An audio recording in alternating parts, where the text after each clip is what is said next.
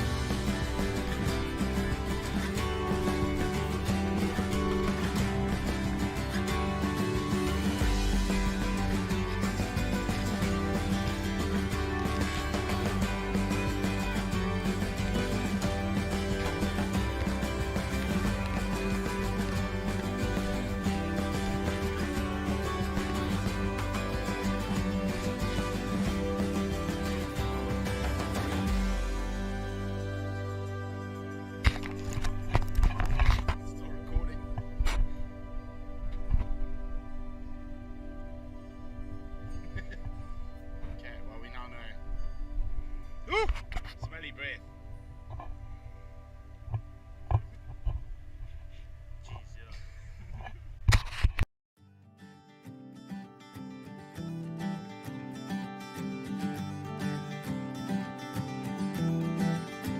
Do you remember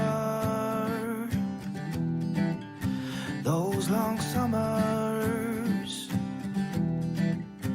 We played water fights, stayed up at night and dreamed of ways through the world. I still remember the first time I kissed you, the look on your face as I grazed your lips with my lips. Our worlds collided. Those were the days when everything was possible. Our dreams were alive, we had a fire inside. Those were the days. Those were the days.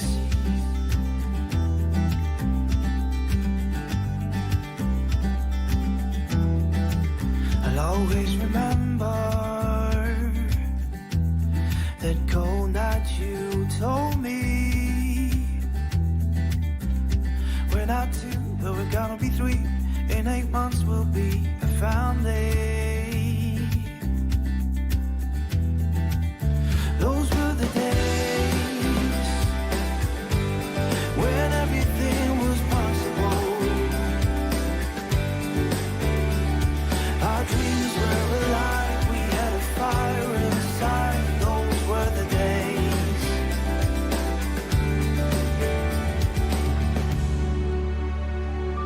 These are the days, and everything's still possible. Our dreams are alive, we've got that fire inside. These are the days.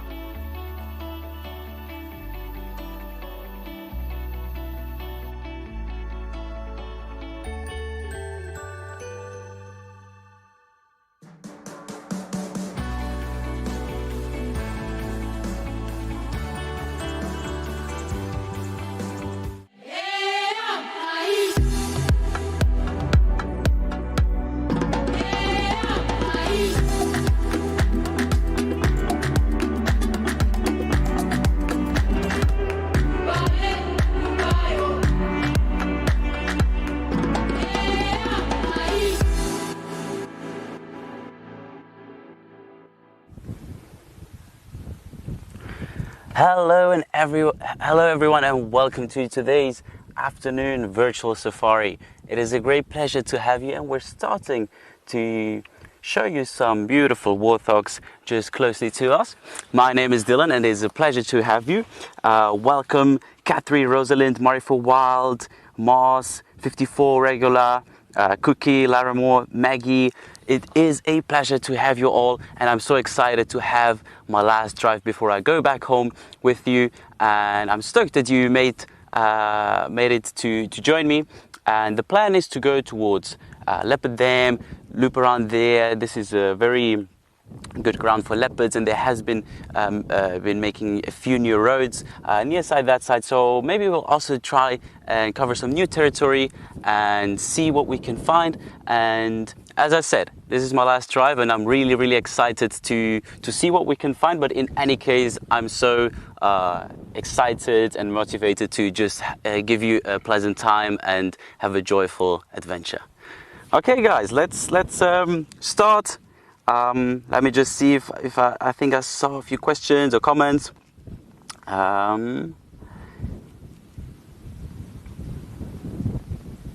Yeah, it's a pleasure to have you all. Annie, Barbara, really cool. So let's get this safari starting. I have been very well this week. I went out a couple of times, and I think I had this sensation maybe a month ago where I really felt like I need some time off. I need some leave, you know. I need to see my family and friends. But now getting closer to that date, I actually got so excited again about the bush, because I know for some time I will be missing out on this, and I took this for granted. And I think, like almost everything in life, when you get used to things, no matter how cool and exciting they are, you get used to them and you take them for granted in a certain way. So totally, that is what happened with me too. I took going out on safari for granted and being out in the bush and everything. And now that I realize that tomorrow is my departure, I find myself feeling a bit funny, because I know I will miss this place a lot. But nonetheless, I'll be back in South Africa in September, so it's not like I'm not coming back or anything. But surely I'll be missing you guys as well, and taking you on a drive and everything. How are you guys so far? How have you been? I hope you had a nice week. It is a beautiful Friday afternoon. There's some clouds, but if the sun is shining, it's actually quite warm and very beautiful. July and August is when we have quite a lot of wind, so there is quite some wind, and I apologize if through that the audio sometimes doesn't sound perfectly, but that's just how it is. But I'm really excited to go back home. But I see just now comments saying that there's lots of rain in Switzerland.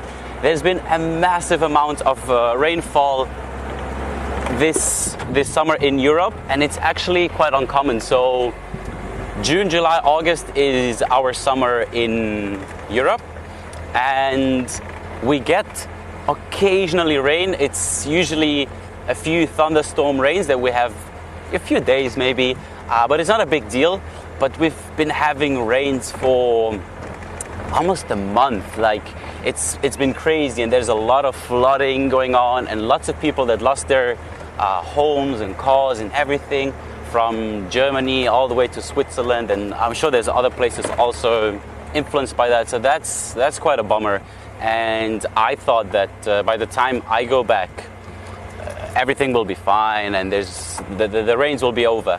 But I thought wrongly, because when I checked the forecast, it's still showing that it's raining. So it's a hard one on me. But it is what it is, and I'm still very happy that I can make it back home and see friends and family and everything. So that will be great for sure. But I'm keeping my fingers crossed that Europe will have its summer in August. I'm keeping my fingers crossed. Let me see what I get here. Oh, sorry guys, I forgot to introduce. On the camera is Brian. Hey everybody! So it's back to Dylan and Brian. I started with Brian my first few drives, and then I think it's because Matthew was away and then on leave. So I actually had my first drives with Brian, and now I'm going to end with Brian. So that's a cool one.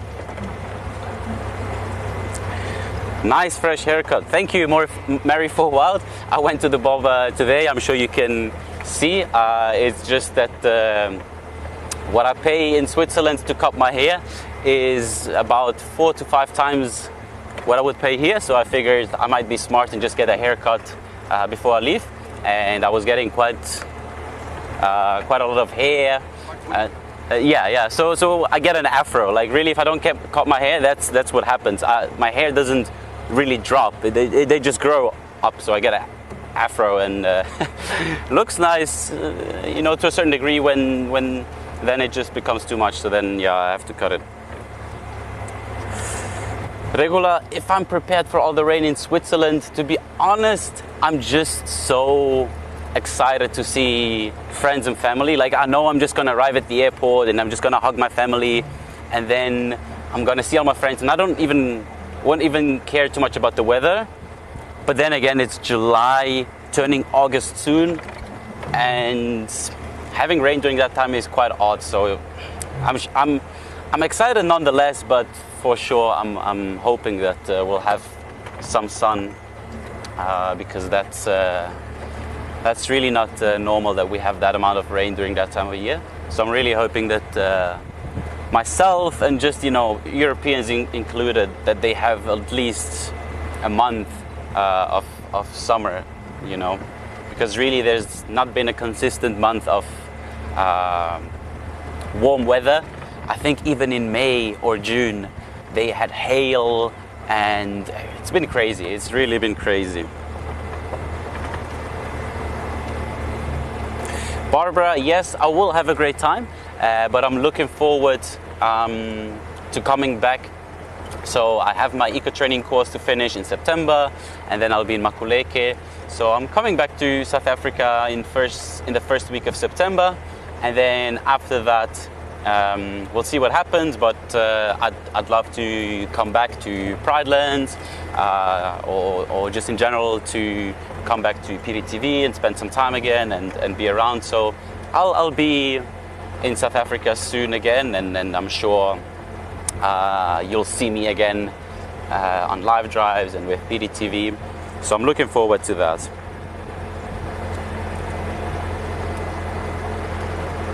Hey, everyone's greeting you, Brian.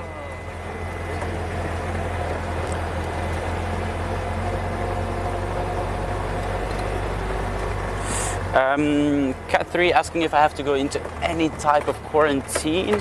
Actually, the last time I checked, I didn't. The South Africa was off the list of quarantine, so it seems like I'm actually quite lucky and I don't have to do that, despite South Africa being reportedly such a bad hotspot for this new variant and whatsoever.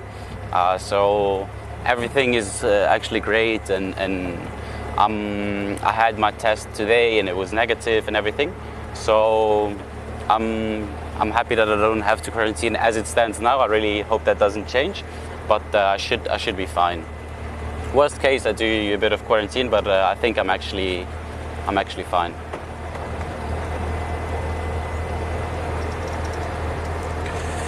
Rosalind asking what I'm going to miss. Well, there's many things I'm gonna miss. I'm gonna miss going on a live drive with Brian and Matt. I'm gonna miss going out in the mornings with Brent and Yuka. I'm gonna miss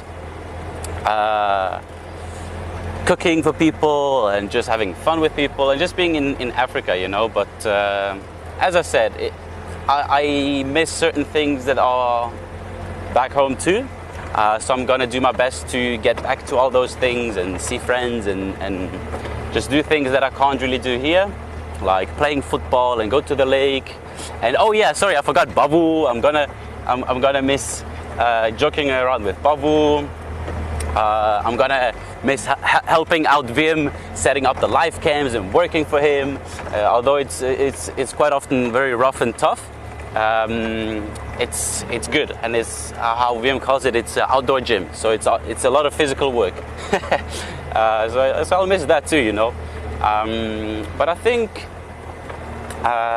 it'll be good for my mind to get away, and then, you know, regain my appreciation for the bush, and then come back even more motivated and more keen about everything. And, you know, it's what I found works for me often, where when I'm fully immersed into wilderness areas and the bush and everything, there comes a time where then I also crave to be back in civilization and see my friends and everything. So I figure that after maybe 2 or 3 months, if I go away for even just 1 or 2 weeks, get some city life and everything, go to a nice restaurant or whatever, that just does the trick for me. And after that, I can come back and I'm stoked and excited again. Not that I'm not excited, it's just there's certain things you miss too about a city life. At least I do, and especially in terms of friends and family that you know, ideally enjoy spending some time with. But again, everything comes with time, and I'm coming back in September. And before we know it, September will be here. I'll tell you guys. This time is flying. Time is flying. Let me check the group if there's any reports.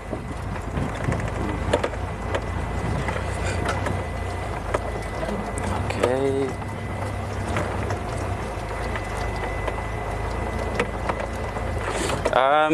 Mars 54 asking how much time I have left in my training.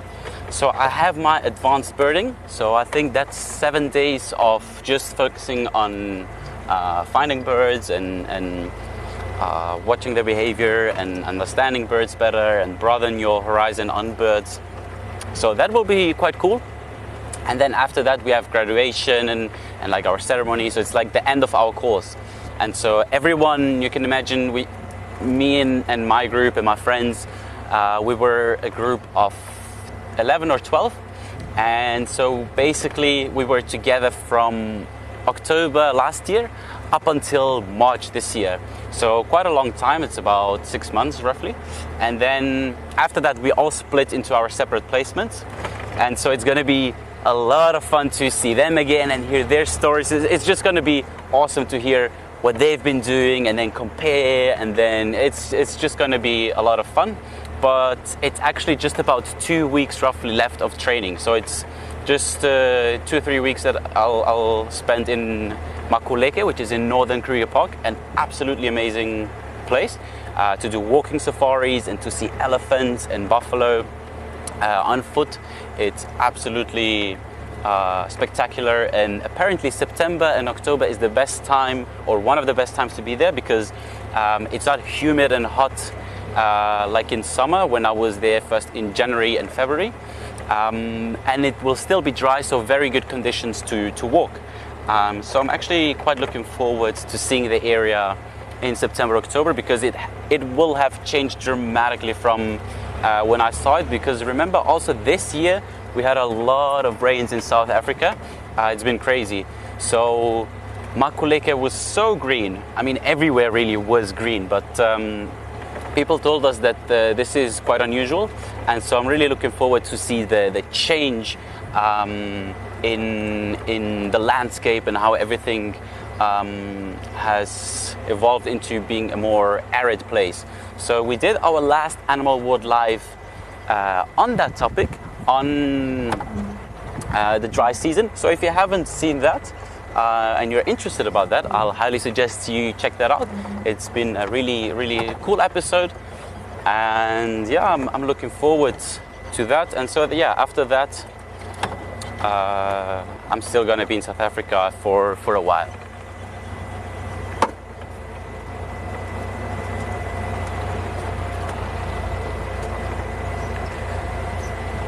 Hello Black Widow Spider, welcome to this afternoon's safari sponsored by our pack members.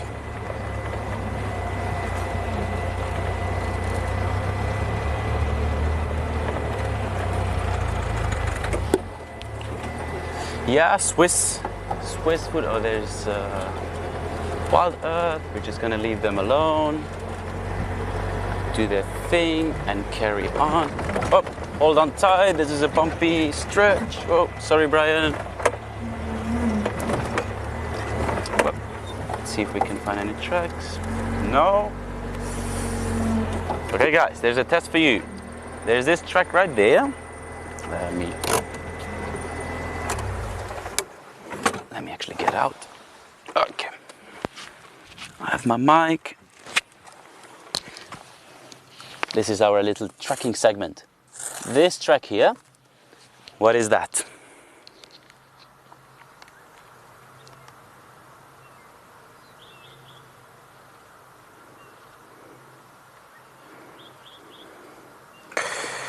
And then this one, obviously, a footprint from our tracker, Morris. So if I do this, should make sense. But this long one is a very big mammal. And you can tell, if I put my feet here next to it, it's quite a big track. So I'm just gonna wait if I see any suggestions in the comments for a while. Giraffe, Mars 54, you nailed it. Well done. You can see it's a very long track. It's very big, and basically 2 hooves. So it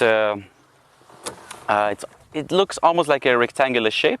And as we can see, here are the tips. So it's moving that way. So, and it looks actually relatively fresh. It's over quite a few other tracks. So maybe we'll encounter that individual. So let's just continue. Now I saw a question from Ivan, which is my brother, if you pay attention to the family names, saying since this car, which is actually another Jeep, what is it, the Suzuki? Yeah, it's a Suzuki. So if I'm not afraid because the doors are open and everything, it's actually quite a good question, because if you've never been to Africa or if you've never been on game drives, you would assume that could be an issue. However, what happens is that animals such as elephants or buffaloes or lions or leopards, when they see you in a vehicle, they don't really recognize you as a human being. They recognize you as a vehicle, as you being part of the vehicle. And because of continuous efforts of ecotourism, meaning animals being exposed to vehicles throughout decades, they have become used to that, and they don't see vehicles as a threat. So even though this is open and potentially a lion just could grab me or whatever, it is highly, highly, highly unlikely that will happen, because it recognizes this as a vehicle. It's no threat whatsoever, so there's no need to be agitated or nervous or anything. Obviously there's exceptions where things can go wrong and things can happen, but as a general rule, you don't have to be afraid because things are open, as they recognize you as a vehicle, as a non-threatening species, you could say. So obviously you and the vehicle together aren't a different species or anything. It's just how they perceive you. So there's no real threat in that. So to answer your question, I'm not afraid, no. Let me see. Yeah, I see. You got it right. Everyone's writing giraffe, so well done to you guys.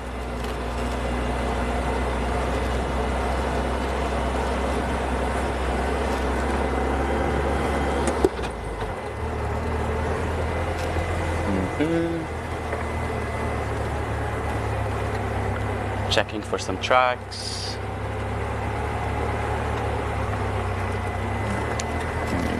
Nothing yet. Oh, beautiful sunshine. Wow. I love those clouds. Just add some drama to the scene. Looks spectacular.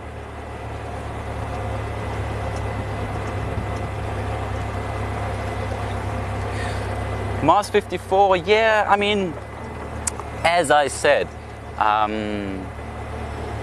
theoretically speaking, yes, an animal could grab me or, you know, try and get inside or anything.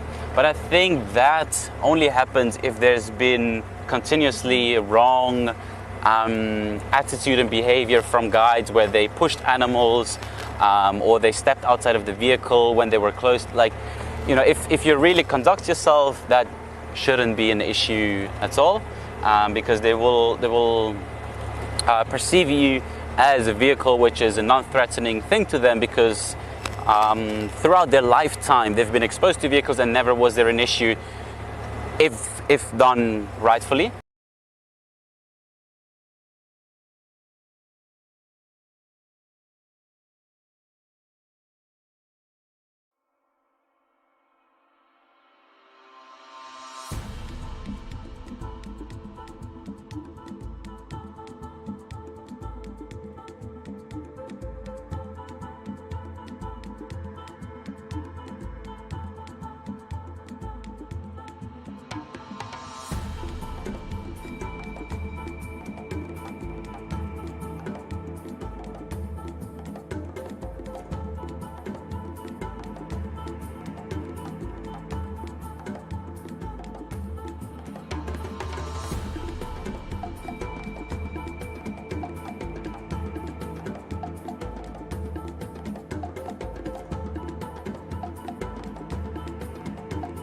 Okay guys, I'm sorry guys for that little breakup, but we just managed to get through this area where signal wasn't as strong.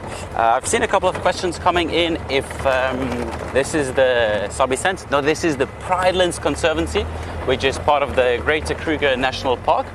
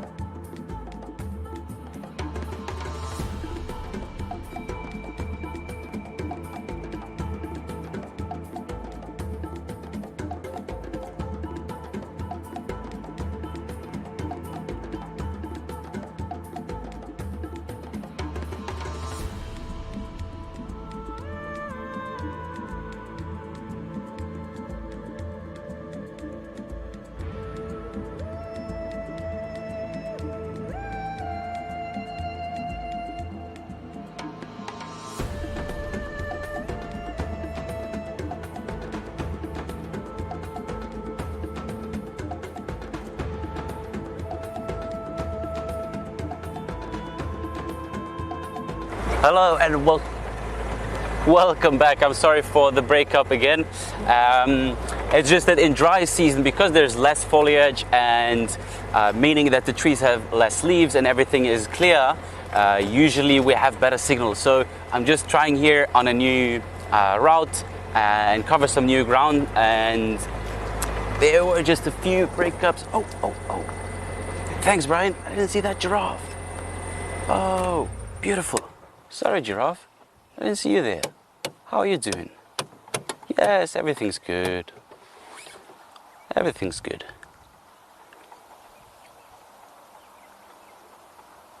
Yes. We're absolutely amazed by this giraffe, and there is another one to the right, but this just looks amazing. And with that light on its left side of the body, looks absolutely amazing. So with giraffes, actually often they get, so how they do, they react to movement and to vehicles or people stopping. So meaning that sometimes if you have a giraffe close to you, if you just walk past it, even if you're maybe 3 or 4 meters next to it, if you just keep walking, just stay and just observe and not feel threatened. It will be alert, but it often, what happens is that it gets agitated as soon as something stops close to them, because they are used to, obviously, predators moving closely but then being stationary. So that somehow triggers an instinct in them where they fear you, whereas if you're just walking past and maintaining your speed, they will often observe you but tolerate you and not see you as a threat.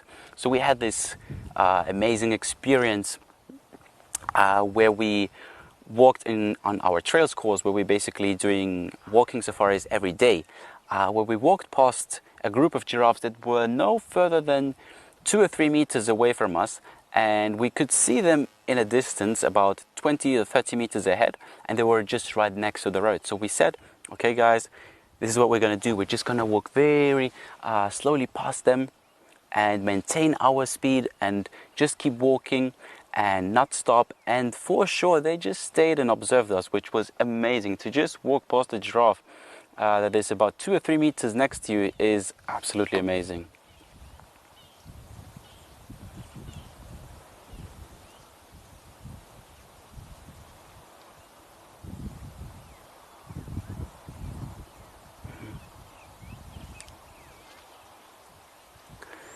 So I see 1, 2, I think I saw a third one over there.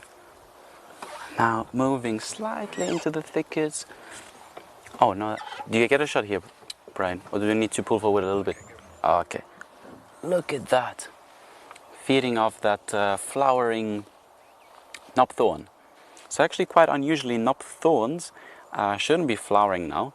Their season to flower, I think, is around September. But we believe it's because we've had quite a lot of rains, and if even 2-3 weeks ago we had a little bit of rain, so I think that that has caused for them to flower a bit early. So this giraffe is enjoying its meal, and giraffes have very, very thick tongues. So for those that have been on actual safaris, know that in Africa we have these things that are called thorns. So lots of trees and plants have thorns here to protect themselves from herbivores. So basically they're a defensive mechanism so that they appall certain species to eat them.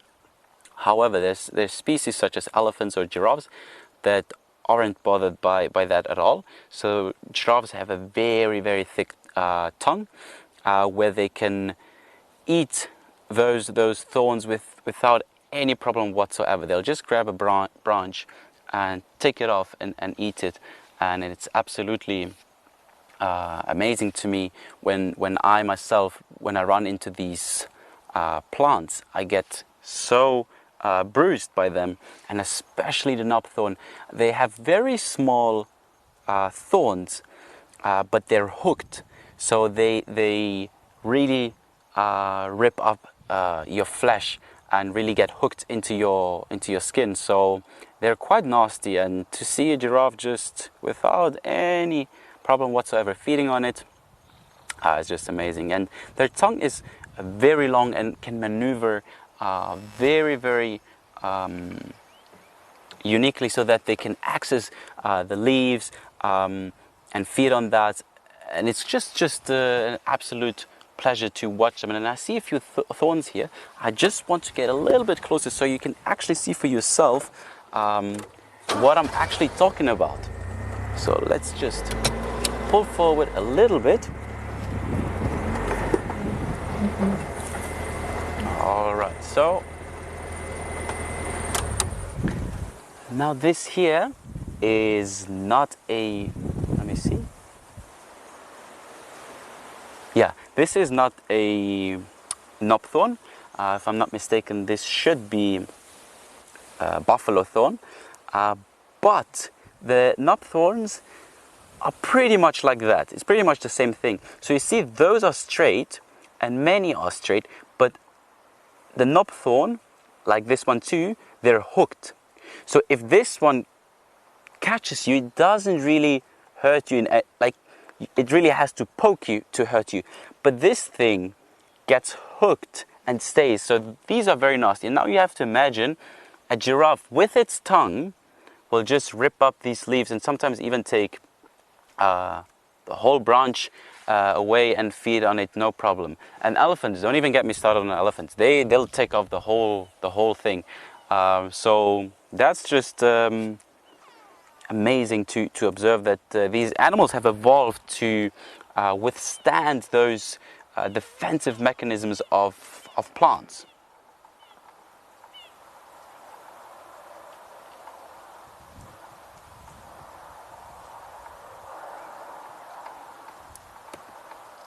Let me see, I see some comments here.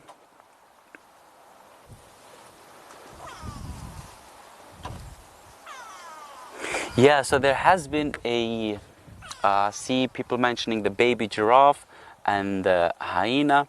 So there was a baby giraffe kill, which is quite unfortunate because obviously we would like to see those baby giraffes grow up. And in the past, there has been quite a few baby giraffes that have been predated upon. So we were at some point a little bit worried if this younger generation would make it, but there's still quite a few youngsters left.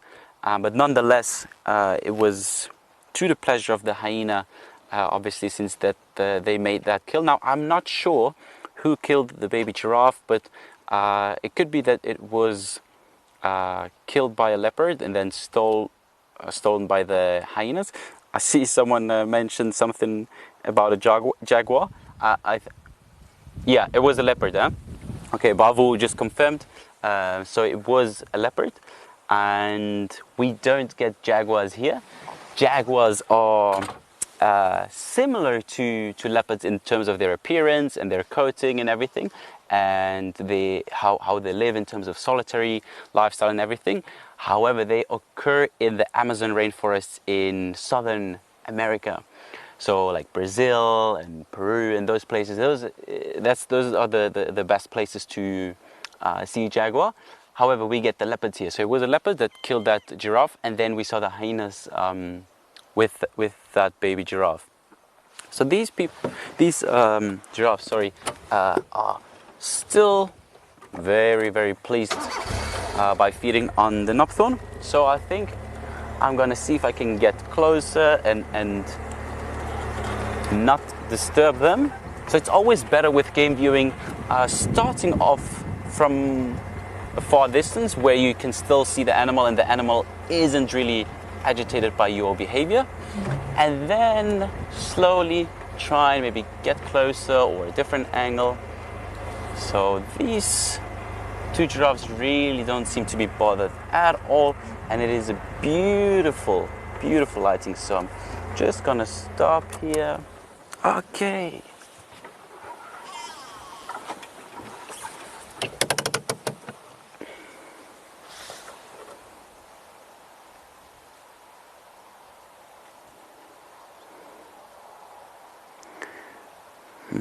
Yeah, I see someone's commenting about the grey lory. So actually it's now called a grey go-away bird. But grey lory is on past terms also correct, is the same species, which has a very, very unique and iconic call, which goes something like wah. It's really this call that when the first time I've heard it, I was perplexed by what that would be. I couldn't really figure it out until I saw the bird. So it's really an iconic one.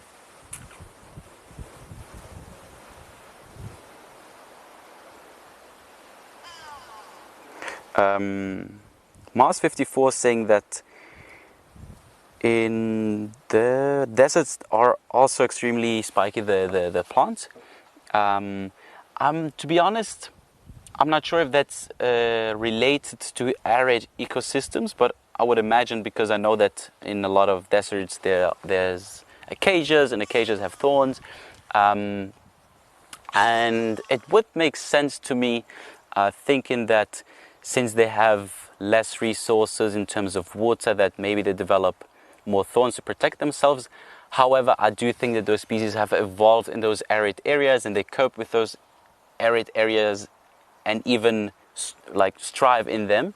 So I'm not sure if there's a correlation between trees or plants producing thorns and arid ecosystems, meaning deserts, etc. So I'm not sure if there is a correlation, but I could imagine there is.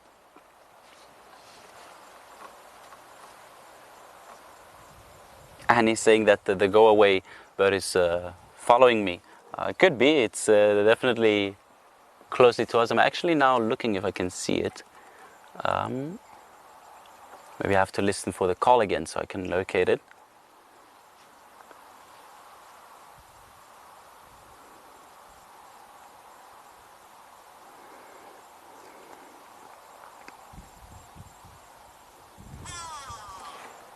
Oh, I see it now. Yeah, I see it. Let me reposition for you, Brian, because there's this snapthorn right in the way. Do you see it? They're moving. Let me just pull a little bit forward, maybe.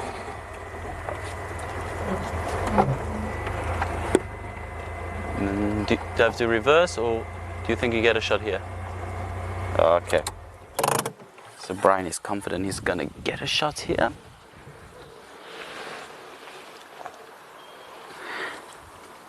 So now, interestingly, the grey go-away bird has an alarm call which can help you in assisting to find predators.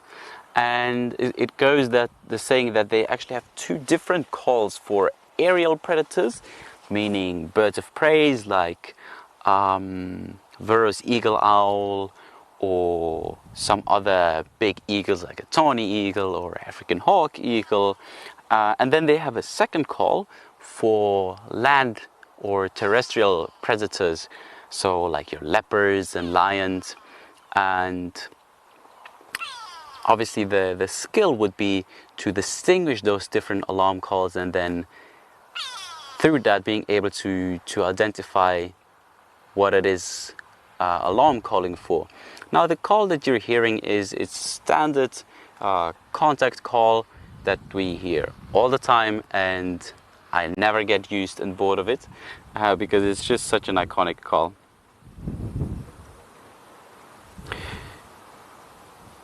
Giza asking if I have seen the hyenas. I understand you missed the cubs and we missed them too. Unfortunately, we haven't seen the cubs, meaning the triplets, in the past few weeks.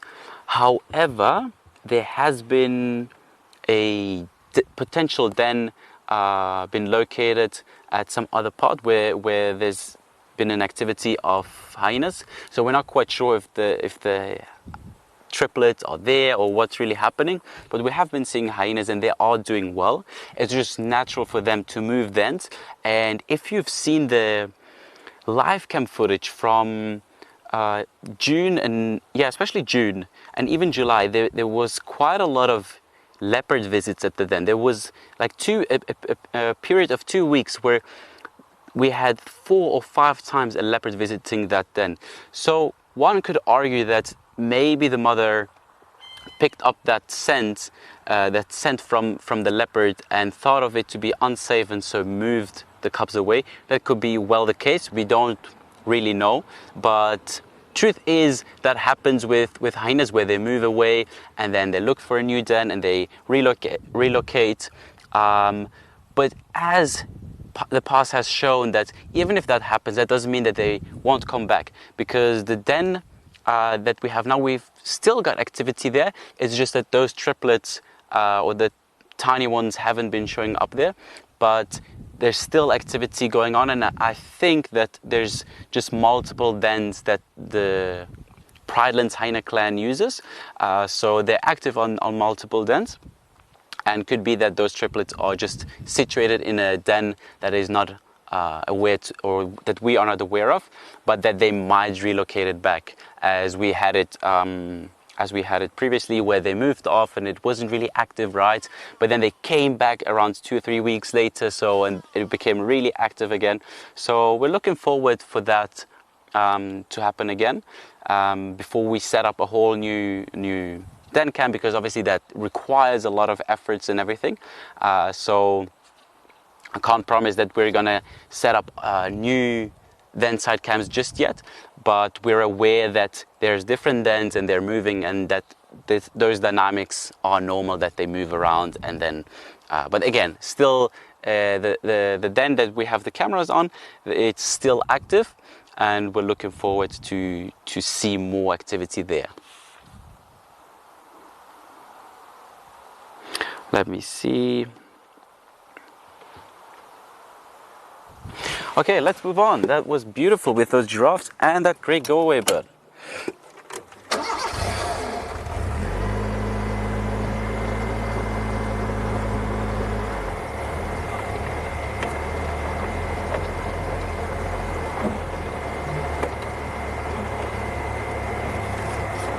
All right.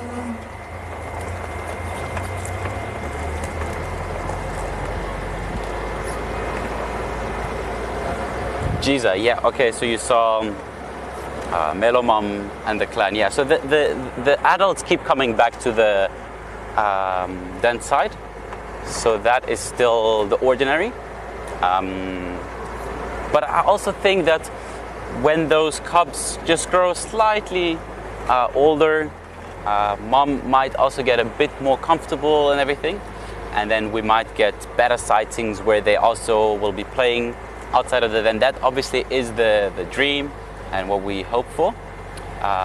So we'll keep our eyes sharp, and we're always looking out for the hyenas. Oh, beautiful. Is that a bushbuck? It is, huh?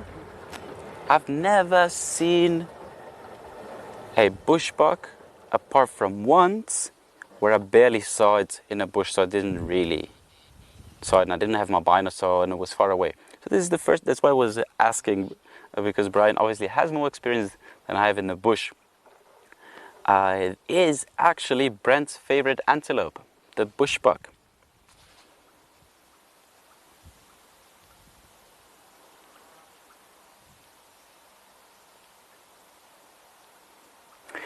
Thanks, Cookie. Hope you have a pleasant weekend, and it has been a pleasure to have you, and I'm also looking forward to come back. You're always appreciated, and thank you for supporting us. So the bushbuck has a very interesting scientific name. So usually what you will see is that they have those white lines on the back. Now this individual doesn't have that. I'm not sure if that's because it's still immature. It is what I would think, but usually they have these white stripes on the back, and we also see that in kurus. But however, within the bushbuck, their scientific name is Tragelaphus scriptus. So Tragelaphus basically translated means antelope. It stands for, it's Greek, standing for tragus, meaning goat, and Tragelaphus and laphus meaning deer. So it's basically a combination of goat and a deer, which should refer to antelope. And then scriptus, as you might understand from English, for instance, a script is basically means painted. So it's, if I'm not mistaken, it's Latin for being painted, and that basically refers to those white lines that we see alongside the back of the bushbuck. Yeah, it's a very cute individual. I'm actually quite excited that I just saw a bushbuck, and it's very relaxed, because I was seeing it at the fence line, and then it was alone, and so I was thinking first, is it an impala?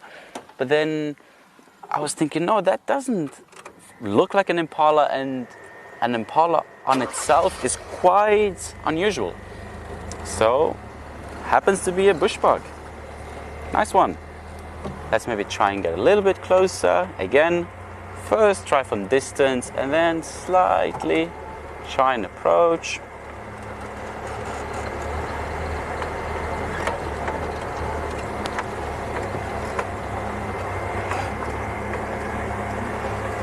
Let's see if we can get a nice angle. Hello. It's all good. It's all good, my friend. No worries.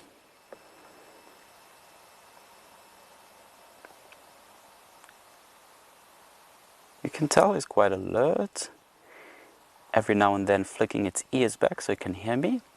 But it doesn't really see me as a threat because, as I mentioned earlier, most species will have been exposed to cars and to people talking and to voices.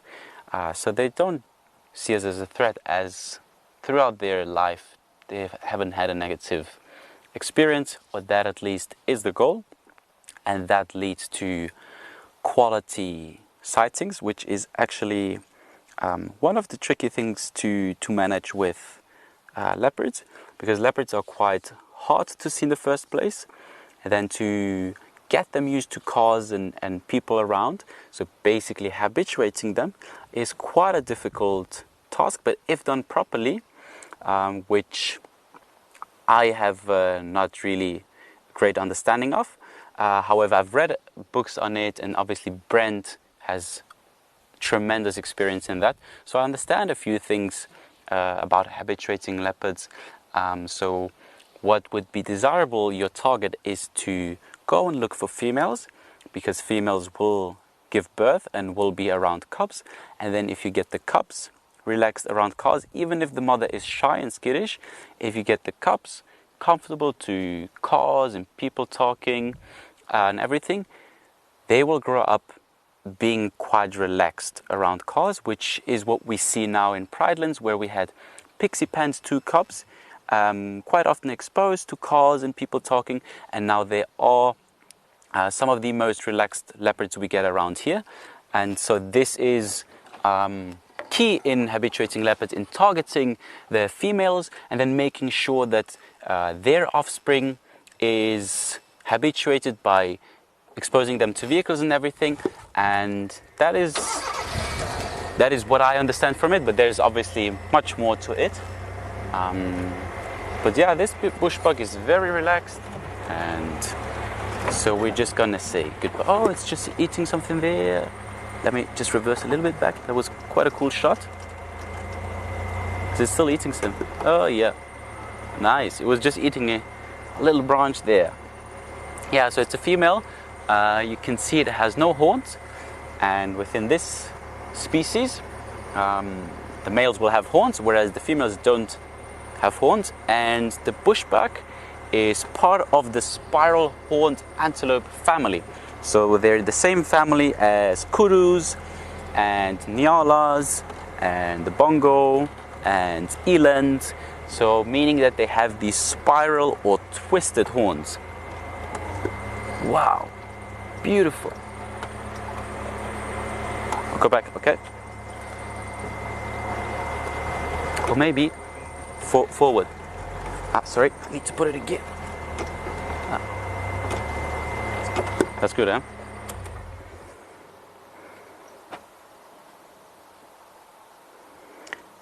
Regula, thanks for confirming. Yes, cryptus, as I thought, is from Latin, meaning written. So it's basically, to translate would mean the antelope that has been written upon.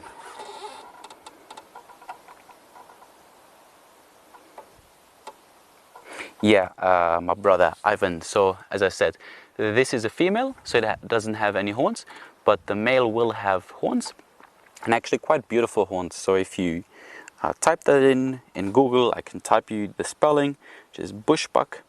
It's a very lovely antelope. Beautiful. Let's carry on and see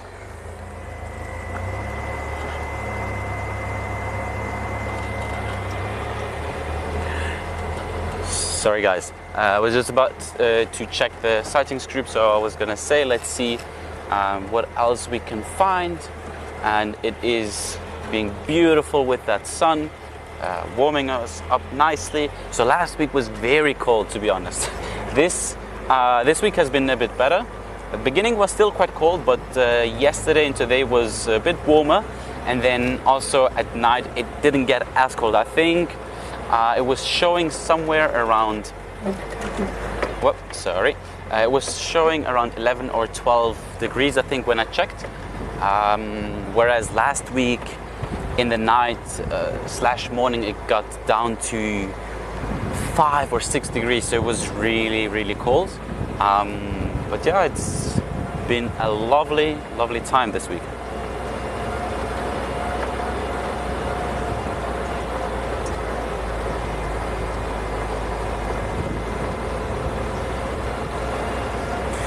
Thank you, Annie. Yeah, I've been learning a lot, and I've mentioned previously, you know, with having people like Brent and Yuka around you, you just learn so much anytime you go out with them, because Brent is also the kind of person that always questions you, because obviously he knows I aspire to be a guide as well, so he always questions me, always quizzes me and asking me, what's the scientific name of that animal, what's the scientific name of that animal, what's the scientific name of this plant, and what does that mean? And you know, it's always challenging, but it's good. It's really good, because that's how you grow, and there's no shame in saying I don't know. You know, it's always better to admit that you don't know things and learn along the way, because no one knows everything. That's just how it is.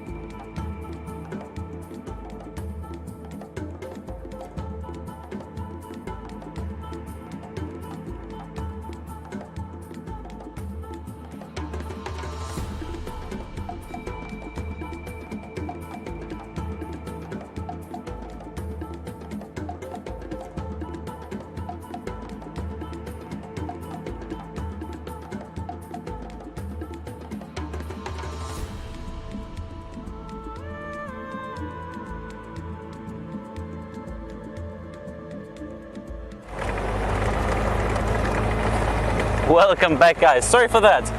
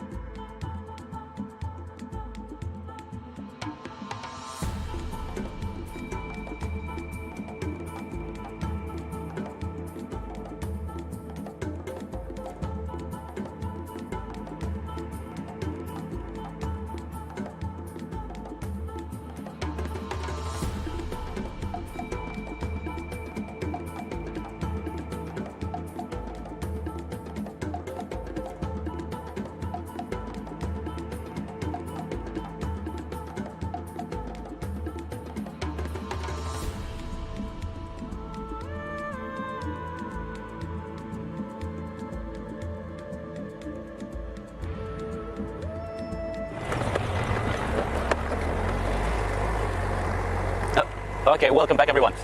Sorry for that little breakup again. I think I got off when I was talking about my mentors and everything.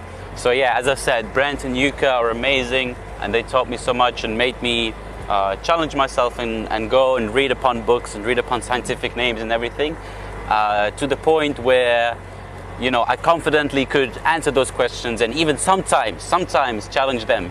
I had to watch myself, but sometimes I could challenge them, and every now and then I would catch them on a scientific name. But other than that, obviously their knowledge surpasses mine by far, and I think we just have to be humble in life and understand that there's always someone that knows more and is better in certain ways, but not be not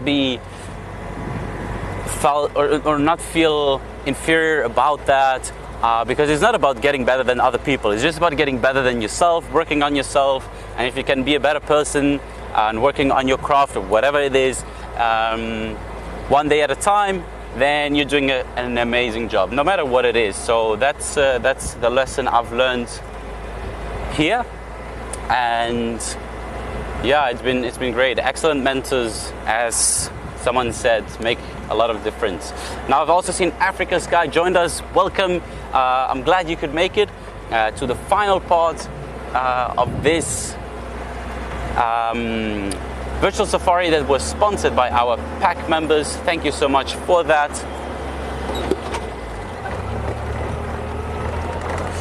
Janet Long asking if I'm leaving. So I'm basically going on leave.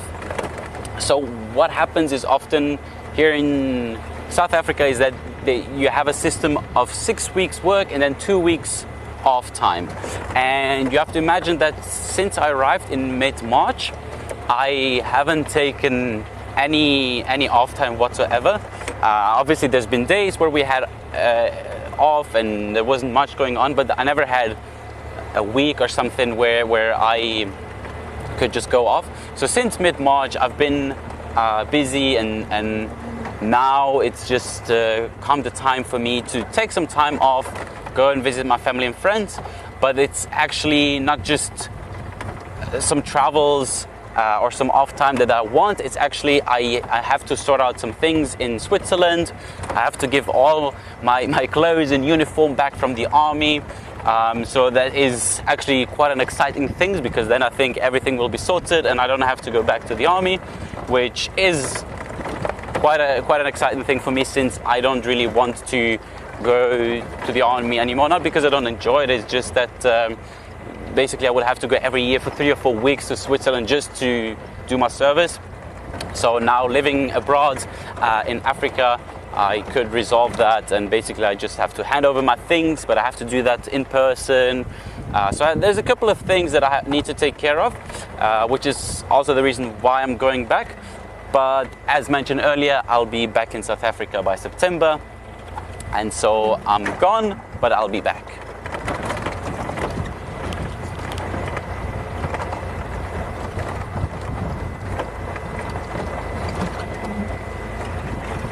Hey, my brother is just sending me some greetings from my grandmom and from a dear uncle / friend of mine. Welcome and thanks for joining. It's a pleasure. And although my poor grandmother doesn't understand me in English, love you and thanks for joining nonetheless. And for my brother, I thank you for translating as much as you can, and I highly appreciate it.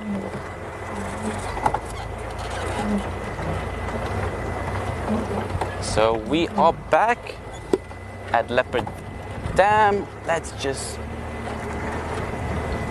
get a spot here and see if there's anything happening.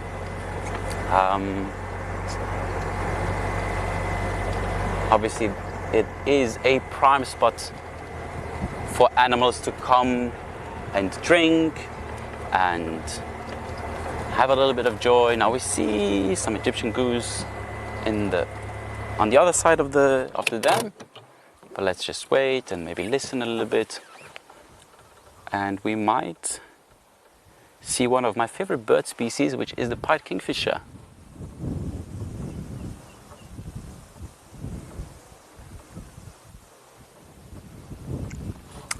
Regula asking if I'm a permanent resident. Oh, there's the kingfisher. Oh, do you see it, Brian? I see it, yeah. It's the pied kingfisher.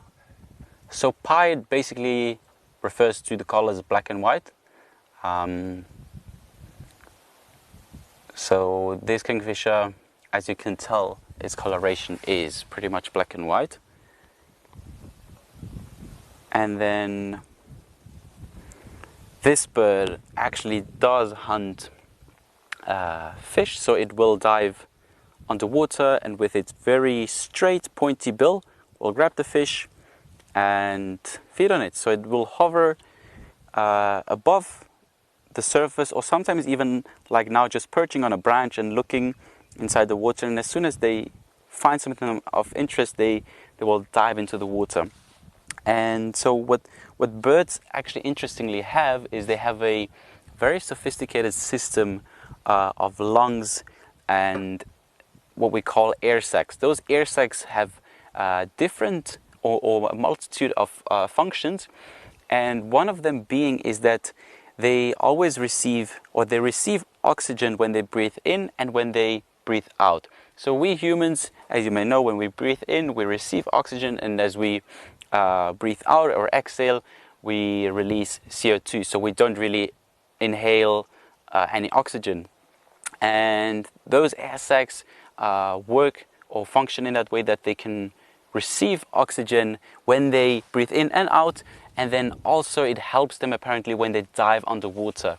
So there's multiple functions to that, and I just read upon that today, or basically I went through my notes through my course, because obviously you always make a lot of notes, but it's not like you remember everything, like, you know, when you study for a test, for a big test or anything, and for that state you're prepared and you know everything. But if you were to write that test 2 weeks later, I'm sure you wouldn't know everything. So I just went through my notes and I just saw that note that it also helps them, those air sacs helps them to dive underwater. So it's obviously the biology and anatomy of birds are very interesting, and they're highly sophisticated, and as we call them the last or the closest relatives to the dinosaurs. And so it's birds are absolutely amazing creatures, and the single feature that actually defines a bird is not them flying, because we know like an ostrich or a penguin, they can't fly. No, the single feature that sets them apart in terms of being a bird is feathers. So that is a very unique structure that only birds have. So yeah, that's birds wasn't my favorite subject in my course, and even now there's things I'm more excited about. For instance, carnivores like leopards and lions, or big mammals like elephants and giraffes, and of course reptiles like crocodiles and snakes and lizards. But birds, I've regained my appreciation. Sorry for that. For them being more with Yukon brand, because they are quite keen birders. And as you say, if someone's passionate about something, that passion passes over to you, or it affects you. And so I think that happened to me, and I felt like, okay, I'm also going to try and focus a bit more on birds. So that was really helpful for me in terms of learning that. And I'm just going to check if there's any other questions that have come in.